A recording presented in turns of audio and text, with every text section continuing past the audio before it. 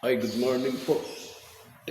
Sa bawat isa po sa atin, muli, tayo po'y maglaan ng oras sa Panginoon at nakatutuwa naman po na ang ating pinaglilingkuran Diyos ay tapat at gusto po niya na tayo po ay laging lumalapit po sa Kanya.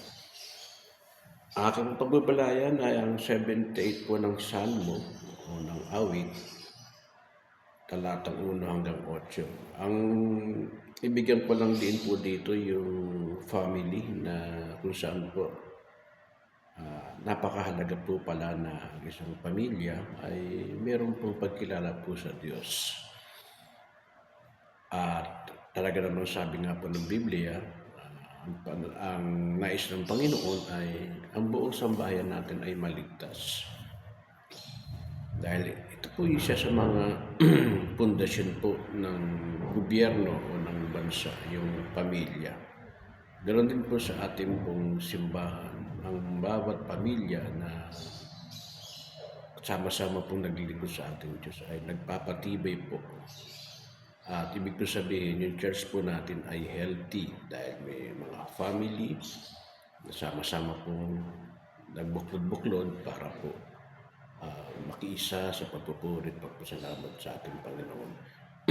Ang kagandahan po nito ay dito makita natin na ang Diyos po ang siyang nagnanais, no? Kaya nga tayo mga kapatid, bagamat may mga ilan po talaga sa member, may ilan po lang talaga na hindi talaga solid yung family na umaatin. Medyo ito rin siya sa mga problema natin, maging ng buong, siguro buong churches, no? Na talagang hindi nabibilang lang siguro ang talagang solid na. Kasi meron minsan nanay lang, o minsan naman anak lang, o minsan naman tatay lang. So, hindi pare-parehas.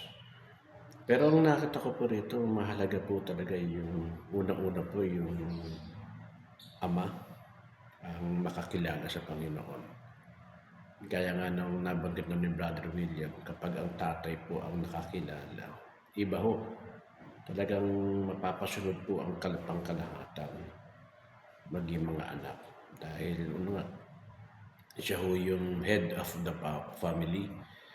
Kaya ho dito, siguro pag-pray po natin, no, na ang bawat father po na meron po ang meron tayong mga member sa mga anak, may mga member po tayo mga kababaihan na hindi pa nakakilala ang kanilang mga asawa, ay siguro ito ipagtuunan din natin sa panalangin na napakalaking bagay po kasi na ang ama ang siyang makakilala ng lubusan.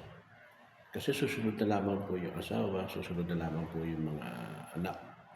Dahil iba ho yung dating po nung pagtatay. Kaya nga lang, ang kalungkutan lang po, kung minsan ang mga tatay ay natutul lang sa paghahanap buhay na para bang kinonsider na nila na ang paglilingkod nila sa pamilya ay isa itong bahagi ng mabubuting gawa, no? Sila yung nag-take care po ng mga finances, mga pangailangan sa buhay. Pero hindi po pala dapat ganun kasi kung naglilingkod ka sa family mo, much better po na maglingkod ka rin sa Diyos. Kasi sabi ng Panginoon, ang naglilingkod sa tao at nagtitiwala sa tao, medyo may problem po doon. Ayaw ng Diyos ng ganun eh. Ang gusto ng Diyos, maglingkod ka sa Kanya. At the same thing naman, siya yung mag-aayos po ng family natin, siya mag-aayos ng mga kinabukasan po natin. At siya rin mag-aayos ng mga problema natin sa loob ng pamilya. Kaya kung patuloy po tayong magbigay kaluguran sa Panginoon. Kaya maganda po kung meron tayong mga pagkakataon, no? Saan po natin yung devotion kasama po yung ating asawa. Kung may kaya na natin, pati mga anak natin, na everyday ay makita ko natin dito na nagfo-flow po yung presence of God.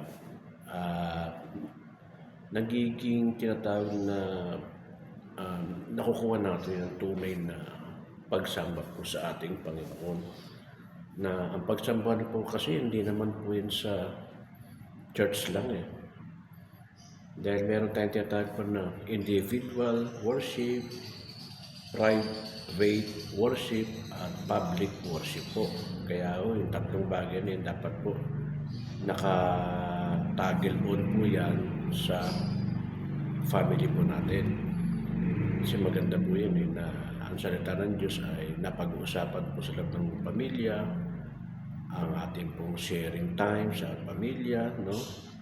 Dahil kahit na wala po tayo sa church, na gagampanan pa rin natin ang hinihinging pagsamba po ng ating Panginoon Jesucristo sa pamagitan po ng pagsamba natin sa Espiritu at katotohanan. So, salamat po, no, na kung tayo po ay family natin, ay nagdadala natin sa Panginoon, napakaganda po. Ako po nagpapasalamat dahil nung ako'y nakakilala, ako lang. Yung iba po mga kapatid, hindi. At dahil nga sarado kandado po. Pero dahil nga po sa taimtim kong paglilingkod, ang Diyos nag-provide ng mga pangasawa at anak. Kaya naman nagpapasalamat ako na kami po ay family of born again, family of God, na bahagi po dito sa church po natin. At yun ang maganda po doon. Pero hindi ko pa rin po inaalis yung ipanalangin po aking nag-iisang magulang at aking mga kapatid at mga pamangkin. Dahil anumang pangyayari, dapat pa rin po natin silang mapagtuunan din ng panalangin po, no? Para po sa kanilang mga buhay. Kasi nakita naman natin na ang tao po ay tinakdang mamatay. Minsan, isipin, isang beses lang, pagkatapos po ay pag-upo. So, marapat po talaga na bigyan natin diin at pansin po na maglingkod po tayo. At sa hari nawa, no, makakasama natin ang ating pong family, no? Especially po yung ating pong mga, kung mayroong asawa, o mayroong mga anak, yung mga tatay nanay nila. So, pag-pray po natin yung kabataan, pag-pray po natin yung kababaihan, and also pag-pray po natin yung mga kalalakihan natin sa church.